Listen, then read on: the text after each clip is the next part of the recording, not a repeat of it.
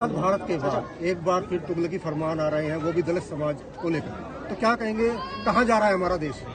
देखिए, मैंने गुलाम भारत में तो सुना था कि मुनादी होकर ये फरमान जारी होते थे किसी समाज के लिए, नीचे का बैठ। लेकिन आजाद भारत में ये मैंने पहली मुनादी अपने संघर्ष के काल में सुनी और मुझे इससे बड़ी तकलीफ। इस पर मेरे दो मत। पहला मत कि पूरे जब इलेक्शन टाइम आता है ना, तो तमाम लोग हमें बताते घूमते हैं कि दलित जो है वो हिंदू, और जब चुनाव खत्म हो जाते हैं तो फिर ये इस तरह का व्यवहार दलितों के साथ होता है और बड़े पैमाने पे होता है। ये तो वीडियो बन गई है, वरना अगर पुलिस में ये लोग कंप्लेन करते तो पुलिस ही कहती कि ये झूठ है। मैं समझता हूँ इस तरह की सोच एक व्यक्ति से नहीं, इस सोच से लड़ाई। प्रधानमंत्री जी पैर धोते हैं दलितों के, मुख्यमंत्री दलितों के घर जाकर खाना खाते हैं, और आज उन्हीं दलितों को कहा जा रहा है आजाद भारत में जब संविधान है, बराबर के अधिकार है कि डोल पे दिख जाएंगे, समाधि पे चले जाएंगे, ट्यूबवेल पे जाएंगे तो 5,000 रुपए जुर्माना, 50 जूते। कौन मार देगा 50 जूते? जूते मारना तो हम भी बहुत अच्छी तरह जानते हैं, हम तो चमड़ा बनाने में जानते हैं। तो मैंने सिर्फ उनको मैं ये बताने के लिए, बाकी काम पुलिस अपनी कार्रवाई कर रही है, कि ये अन्याय और ये तुगलकी फरमान अब चलेंगे नहीं। आजाद भारत और संविधान है, और इस अन्याय को हम लोग बर्दाश्त भी नहीं करेंगे। मैं अपने समाज से ये विश्वास बताने के लिए कि हम लोग हैं यहाँ, और ऐसे लोग अपनी मानसिकता बदलें। ये गुलाम भारत नहीं है, आजाद भारत है, और यहाँ सबको बराबरी के अधिकार है। जो संविधान के विरोध में जाएगा उसको फिर अन्याय करने पे अन्याय सहना भी पड़ेगा, फिर कानून के अनुसार कार्रवाई होगी। शिखर जी, फरमान के बाद से लगातार गांव में दहशत है, जो दलित महिलाएं वो जंगल भी नहीं जा रही हैं जी। तो क्या लगता है प्रशासन के सोचता व्यवस्था करनी चाहिए, लेकिन एक भी सिपाही गाँव में नहीं है? मैं अभी यहाँ के अधिकारियों से बात करूंगा। पहले मैंने समाज से बात की है, लेकिन मैं फिर कह रहा हूँ समाज डरता उड़ता नहीं, लेकिन बाबा साहब अम्बेडकर, सतगुरु रविदास जी उनको कह के गए कि पढ़ाई पे ध्यान दो। तो वो लोग पढ़ाई लिखाई करके, क्योंकि गरीब समाज आगे बढ़ने का काम कर रहा है। अगर लड़ने की बात हो तो हमारी आबादी इतनी है, लेकिन हम लड़ना ही नहीं चाहते, हम तो आगे बढ़ना चाहते हैं। और तरक्की के रास्ते वो एजुकेशन से खुलेंगे। तो हम लोग पढ़ने वाले लोग हैं, संविधान के साथ चलने वाले लोग हैं। ये दहशत का माहौल खत्म हो, इसलिए मैं यहाँ हूँ, और मुझे आशा विश्वास है कि मेरे आने के बाद गाँव में दहशत का माहौल खत्म होगा। और मैं अधिकारियों से बात करूंगा कि जो धमकियां दी जा रही लोगों को, उन धमकी देने वाले लोगों पर भी कार्रवाई की जाए। जैसे एक अभी मुझे जानकारी मिली कि जिस बच्चे ने वीडियो बनाई उसको धमकी दी जा रही है कि उसको देख लेंगे। कौन देख लेगा? ये देखने दिखाने काम हम लोग बहुत अच्छी तरह जानते हैं। क्या कानूनी कार्रवाई से आप संतुष्ट हैं?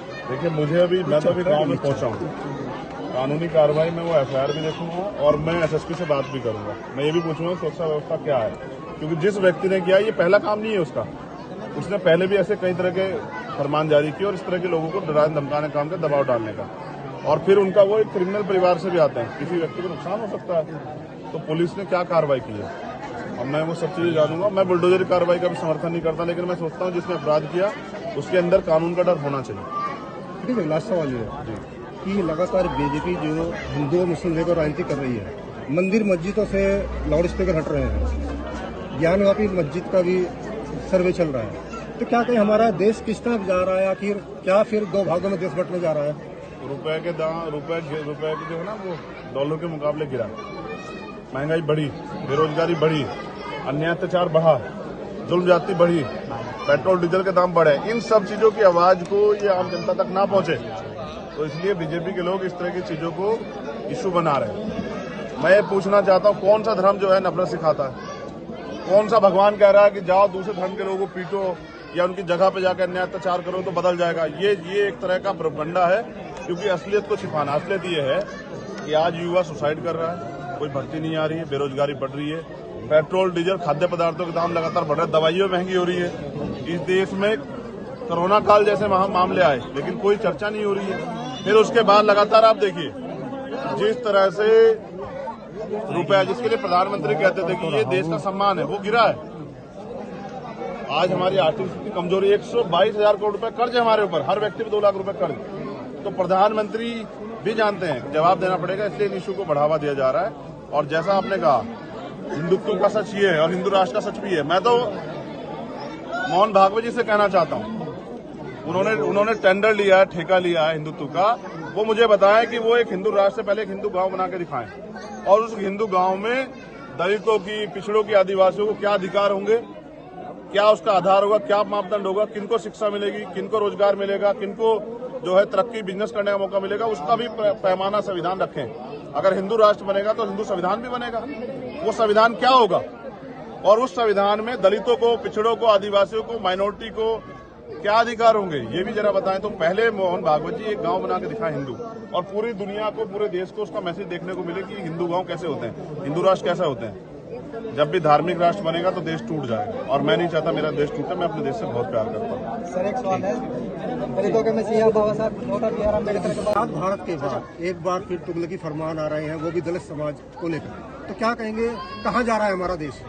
देखिए, मैंने गुलाम भारत में तो सुना था कि मुनादी होकर ये फरमान जारी होते थे किसी समाज के लिए, नीचे का बैठ। लेकिन आजाद भारत में ये मैंने पहली मुनादी अपने संघर्ष के काल में सुनी, और मुझे इससे बड़ी तकलीफ। इस पर मेरे दो मत। पहला मत कि पूरे जब इलेक्शन टाइम आता है ना, तो तमाम लोग हमें बताते घूमते हैं कि दलित जो है वो हिंदू, और जब चुनाव खत्म हो जाते हैं तो फिर ये इस तरह का व्यवहार दलितों के साथ होता है, और बड़े पैमाने पे होता है। ये तो वीडियो बन गई है, वरना अगर पुलिस में ये लोग कंप्लेन करते तो पुलिस ही कहती कि ये झूठ है। मैं समझता हूँ इस तरह की सोच एक व्यक्ति से नहीं, इस सोच से लड़ाई। प्रधानमंत्री जी पैर धोते हैं दलितों के, मुख्यमंत्री दलितों के घर जाकर खाना खाते हैं, और आज उन्हीं दलितों को कहा जा रहा है आजाद भारत में, जब संविधान है, बराबर के अधिकार है कि डोल पे दिख जाएंगे, समाधि पे चले जाएंगे, ट्यूबवेल पे जाएंगे तो 5,000 रुपए जुर्माना, 50 जूते। कौन मार देगा 50 जूते? जूते मारना तो हम भी बहुत अच्छी तरह जानते हैं, हम तो चमड़ा बनाने में जानते हैं। तो मैंने सिर्फ उनको मैं ये बताने के लिए, बाकी काम पुलिस अपनी कार्रवाई कर रही है, कि ये अन्याय और ये तुगलकी फरमान अब चलेंगे नहीं। आजाद भारत और संविधान है, और इस अन्याय को हम लोग बर्दाश्त भी नहीं करेंगे। मैं अपने समाज से ये विश्वास बताने के लिए कि हम लोग हैं यहाँ, और ऐसे लोग अपनी मानसिकता बदले। ये गुलाम भारत नहीं है, आजाद भारत है, और यहाँ सबको बराबरी के अधिकार है। जो संविधान के विरोध में जाएगा उसको फिर अन्याय करने पे अन्याय सहना भी पड़ेगा, फिर कानून के अनुसार कार्रवाई होगी। सिकल जी, फरमान के बाद से लगातार गांव में दहशत है। जो दलित महिलाएं वो जंगल भी नहीं जा रही हैं जी। तो क्या लगता है प्रशासन के सोचता व्यवस्था करनी चाहिए, लेकिन एक भी सिपाही गांव में नहीं है। मैं अभी यहाँ के अधिकारियों से बात करूंगा। पहले मैंने समाज से बात की है, लेकिन मैं फिर कह रहा हूँ समाज डरता उड़ता नहीं, लेकिन बाबा साहब अम्बेडकर, सतगुरु रविदास जी उनको कह के गए कि पढ़ाई पे ध्यान दो। तो वो लोग पढ़ाई लिखाई करके, क्योंकि गरीब समाज आगे बढ़ने का काम कर रहा है। अगर लड़ने की बात हो तो हमारी आबादी इतनी है, लेकिन हम लड़ना ही नहीं चाहते, हम तो आगे बढ़ना चाहते हैं। और तरक्की के रास्ते वो एजुकेशन से खुलेंगे। तो हम लोग पढ़ने वाले लोग हैं, संविधान के साथ चलने वाले लोग हैं। ये दहशत का माहौल खत्म हो, इसलिए मैं यहाँ हूँ, और मुझे आशा विश्वास है कि मेरे आने के बाद गांव में दहशत का माहौल खत्म होगा। और मैं अधिकारियों से बात करूंगा कि जो धमकियां दी जा रही लोगों को, उन धमकी देने वाले लोगों पर भी कार्रवाई की जाए। जैसे कभी मुझे जानकारी मिली कि जिस बच्चे ने वीडियो बनाई उसको धमकी दी जा रही है कि उसको देख लेंगे। कौन देख लेगा? ये देखने दिखाने काम हम लोग बहुत अच्छी तरह जानते हैं। क्या कानूनी कार्रवाई से आप संतुष्ट हैं? देखिए, मुझे अभी मैं तो अभी गांव में पहुंचा हूँ, कानूनी कार्रवाई में वो एफआईआर भी देखूंगा, और मैं एसएसपी से बात भी करूंगा। मैं ये भी पूछूंगा सुरक्षा व्यवस्था क्या है, क्योंकि जिस व्यक्ति ने किया ये पहला काम नहीं है उसका। उसने पहले भी ऐसे कई तरह के फरमान जारी किए, और इस तरह के लोगों को डराने धमकाने काम का, दबाव डालने का, और फिर उनका वो एक क्रिमिनल परिवार से भी आते हैं, किसी व्यक्ति को नुकसान हो सकता है। तो पुलिस ने क्या कार्रवाई की है, और मैं वो सब चीजें जानूंगा। मैं बुलडोजर कार्रवाई का भी समर्थन नहीं करता, लेकिन मैं सोचता हूँ जिसने अपराध किया उसके अंदर कानून का डर होना चाहिए। ठीक है, लास्ट सवाल ये है कि लगातार बीजेपी जो हिंदू मुस्लिम को राजनीति कर रही है, मंदिर मस्जिदों से लाउड स्पीकर हट रहे हैं, ज्ञानवापी मस्जिद का भी सर्वे चल रहा है। तो क्या कहीं हमारा देश किस तरफ जा रहा है? आखिर क्या फिर दो भागों में देश बंटने जा रहा है? रुपए के जो है ना वो डॉलर के मुकाबले गिरा, महंगाई बढ़ी, बेरोजगारी बढ़ी, अन्याय अत्याचार बढ़ा, जुल्म ज्यादती बढ़ी, पेट्रोल डीजल के दाम बढ़े। इन सब चीजों की आवाज को ये आम जनता तक ना पहुंचे, तो इसलिए बीजेपी के लोग इस तरह की चीजों को इशू बना रहे हैं। मैं ये पूछना चाहता हूँ, कौन सा धर्म जो है नफरत सिखाता है? कौन सा भगवान कह रहा है कि जाओ दूसरे धर्म के लोगों को पीटो या उनकी जगह पे जाकर अन्याय अत्याचार करो तो बदल जाएगा? ये एक तरह का प्रोपगंडा है, क्योंकि असलियत को छिपाना। असलियत ये है कि आज युवा सुसाइड कर रहा है, कोई भर्ती नहीं आ रही है, बेरोजगारी बढ़ रही है, पेट्रोल डीजल खाद्य पदार्थों के दाम लगातार बढ़ रहे हैं, दवाइयां महंगी हो रही है।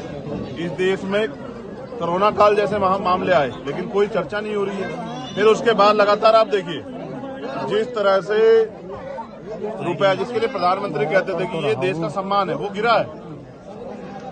आज हमारी आर्थिक स्थिति कमजोरी, 122,000 करोड़ रुपए कर्ज है हमारे ऊपर, हर व्यक्ति पे 2 लाख रुपए कर्ज। तो प्रधानमंत्री भी जानते हैं कि जवाब देना पड़ेगा, इसलिए इन इशू को बढ़ावा दिया जा रहा है। और जैसा आपने कहा, हिंदुत्व का सच ये है और हिंदू राष्ट्र का सच भी है। मैं तो मोहन भागवत जी से कहना चाहता हूँ, उन्होंने टेंडर लिया है, ठेका लिया है हिंदुत्व का, वो मुझे बताएं कि वो एक हिंदू राष्ट्र से पहले एक हिंदू गांव बना के दिखाएं, और उस हिंदू गांव में दलितों की, पिछड़ों की, आदिवासियों को क्या अधिकार होंगे, क्या उसका आधार होगा, क्या मापदंड होगा, किनको शिक्षा मिलेगी, किनको रोजगार मिलेगा, किनको जो है तरक्की बिजनेस करने का मौका मिलेगा, उसका भी पैमाना संविधान रखें। अगर हिंदू राष्ट्र बनेगा तो हिंदू संविधान भी बनेगा। वो संविधान क्या होगा और उस संविधान में दलितों को, पिछड़ों को, आदिवासियों को, माइनॉरिटी को क्या अधिकार होंगे, ये भी जरा बताएं। तो पहले मोहन भागवत जी एक गांव बना के दिखाए हिंदू, और पूरी दुनिया को, पूरे देश को उसका मैसेज देखने को मिले कि हिंदू गांव कैसे होते हैं, हिंदू राष्ट्र कैसे होते हैं। जब भी धार्मिक राष्ट्र बनेगा तो देश टूट जाएगा, और मैं नहीं चाहता मेरा देश टूटे। मैं अपने देश से बहुत प्यार करता हूँ। सर एक सवाल है, दलितों के मसीहा बाबा साहब डॉक्टर बी आर अम्बेडकर के बाद आजाद भारत के बाद एक बार फिर तुगलकी फरमान आ रहे हैं, वो भी दलित समाज को लेकर। तो क्या कहेंगे, कहाँ जा रहा है हमारा देश?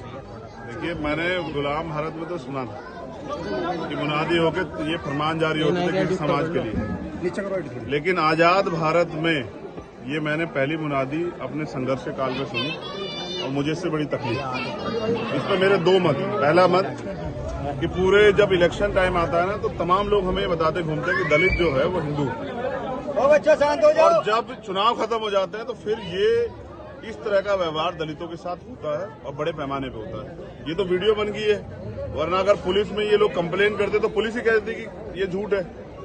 मैं समझता हूँ इस तरह की सोच एक व्यक्ति से नहीं, इस सोच से लड़ाई। प्रधानमंत्री जी पैर धोते हैं दलितों के, मुख्यमंत्री दलितों के घर जाकर खाना खाते हैं, और आज उन्हीं दलितों को कहा जा रहा है आजाद भारत में जब संविधान है, बराबर के अधिकार है कि डोल पे दिख जाएंगे, समाधि पे चले जाएंगे, ट्यूबवेल पे जाएंगे तो 5,000 रुपए जुर्माना, 50 जूते। कौन मार देगा 50 जूते? जूते मारना तो हम भी बहुत अच्छी तरह जानते हैं, हम तो चमड़ा बनाने भी जानते हैं। तो मैंने सिर्फ उनको मैं ये बताने के लिए, बाकी काम पुलिस अपनी कार्रवाई कर रही है, कि ये अन्याय और ये तुगलकी फरमान अब चलेंगे नहीं। आजाद भारत और संविधान है, और इस अन्याय को हम लोग बर्दाश्त भी नहीं करेंगे। मैं अपने समाज से ये विश्वास बताने के लिए कि हम लोग हैं यहाँ, और ऐसे लोग अपनी मानसिकता बदलें। ये गुलाम भारत नहीं है, आजाद भारत है, और यहाँ सबको बराबरी के अधिकार है। जो संविधान के विरोध में जाएगा उसको फिर अन्याय करने पे अन्याय सहना भी पड़ेगा, फिर कानून के अनुसार कार्रवाई होगी। सिकल जी, फरमान के बाद से लगातार गांव में दहशत है, जो दलित महिलाएं वो जंगल भी नहीं जा रही हैं। जी, तो क्या लगता है प्रशासन के सोचता व्यवस्था करनी चाहिए, लेकिन एक भी सिपाही गांव में नहीं है। मैं अभी यहाँ के अधिकारियों से बात करूंगा। पहले मैंने समाज से बात की है, लेकिन मैं फिर कह रहा हूँ, समाज डरता उड़ता नहीं, लेकिन बाबा साहब अम्बेडकर, सतगुरु रविदास जी उनको कह के गए कि पढ़ाई पे ध्यान दो। तो वो लोग पढ़ाई लिखाई करके, क्योंकि गरीब समाज आगे बढ़ने का काम कर रहा है। अगर लड़ने की बात हो तो हमारी आबादी इतनी है, लेकिन हम लड़ना ही नहीं चाहते, हम तो आगे बढ़ना चाहते हैं। और तरक्की के रास्ते वो एजुकेशन से खुलेंगे। तो हम लोग पढ़ने वाले लोग हैं, संविधान के साथ चलने वाले लोग हैं। ये दहशत का माहौल खत्म हो, इसलिए मैं यहाँ हूँ, और मुझे आशा विश्वास है कि मेरे आने के बाद गांव में दहशत का माहौल खत्म होगा। और मैं अधिकारियों से बात करूंगा कि जो धमकियां दी जा रही लोगों को, उन धमकी देने वाले लोगों पर भी कार्रवाई की जाए। जैसे कभी मुझे जानकारी मिली कि जिस बच्चे ने वीडियो बनाई उसको धमकी दी जा रही है कि उसको देख लेंगे। कौन देख लेगा? ये देखने दिखाने का काम हम लोग बहुत अच्छी तरह जानते हैं। क्या कानूनी कार्रवाई से आप संतुष्ट हैं? देखिए, मुझे अभी मैं तो अभी गाँव में पहुंचा हूँ, कानूनी कार्रवाई में वो FIR भी देखूंगा, और मैं SSP से बात भी करूंगा। मैं ये भी पूछूंगा सुरक्षा व्यवस्था क्या है, क्योंकि जिस व्यक्ति ने किया ये पहला काम नहीं है उसका। उसने पहले भी ऐसे कई तरह के फरमान जारी किए, और इस तरह के लोगों को डराने धमकाने काम का, दबाव डालने का, और फिर उनका वो एक क्रिमिनल परिवार से भी आते हैं, किसी व्यक्ति को नुकसान हो सकता है। तो पुलिस ने क्या कार्रवाई की है, और मैं वो सब चीजें जानूंगा। मैं बुलडोजर कार्रवाई का भी समर्थन नहीं करता, लेकिन मैं सोचता हूँ जिसने अपराध किया उसके अंदर कानून का डर होना चाहिए।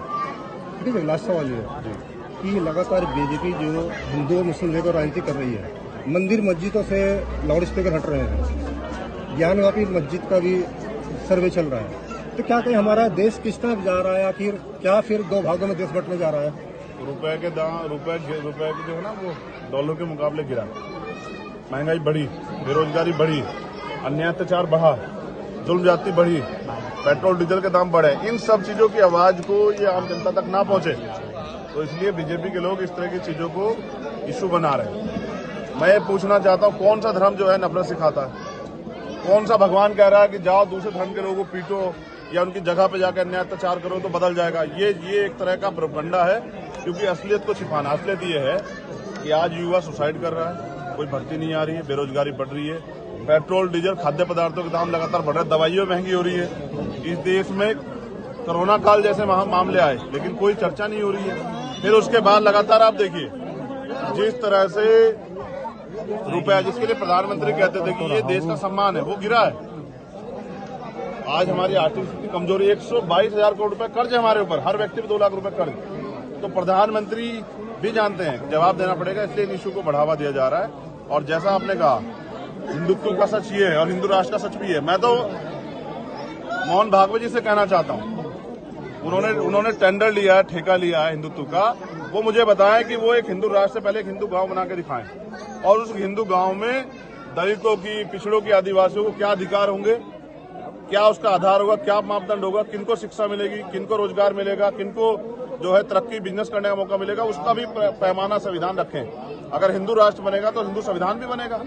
वो संविधान क्या होगा और उस संविधान में दलितों को, पिछड़ों को, आदिवासियों को, माइनॉरिटी को क्या अधिकार होंगे, ये भी जरा बताएं। तो पहले मोहन भागवत जी एक गांव बना के दिखाएं हिंदू, और पूरी दुनिया को, पूरे देश को उसका मैसेज देखने को मिले कि हिंदू गांव कैसे होते हैं, हिंदू राष्ट्र कैसे होते हैं। जब भी धार्मिक राष्ट्र बनेगा तो देश टूट जाएगा, और मैं नहीं चाहता मेरा देश टूटे। मैं अपने देश से बहुत प्यार करता हूँ। सर एक सवाल है, दलितों के मसीहा बाबा साहब डॉक्टर बी आर अम्बेडकर के बाद आजाद भारत के बाद एक बार फिर तुगलकी फरमान आ रहे हैं, वो भी दलित समाज को लेकर, तो क्या कहेंगे, कहाँ जा रहा है हमारा देश?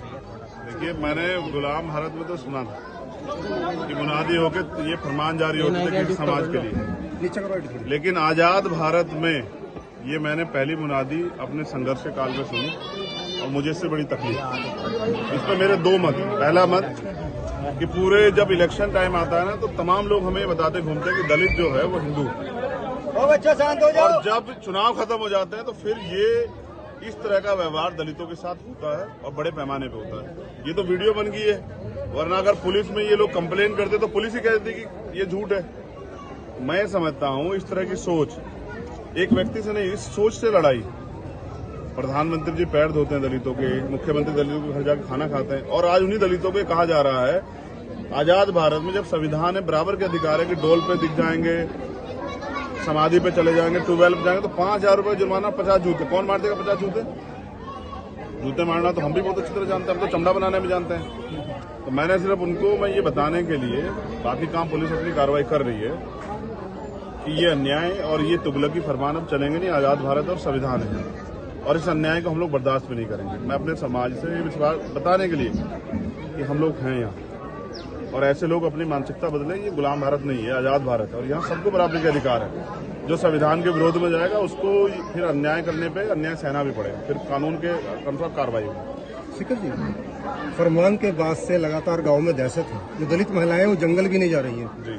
तो क्या लगता है प्रशासन क्या सोचता है व्यवस्था करनी चाहिए, लेकिन एक भी सिपाही गांव में नहीं है? मैं अभी यहाँ के अधिकारियों से बात करूंगा। पहले मैंने समाज से बात की है, लेकिन मैं फिर कह रहा हूँ समाज डरता उड़ता नहीं, लेकिन बाबा साहब अम्बेडकर, सतगुरु रविदास जी उनको कह के गए कि पढ़ाई पे ध्यान दो। तो वो लोग पढ़ाई लिखाई करके, क्योंकि गरीब समाज आगे बढ़ने का काम कर रहा है।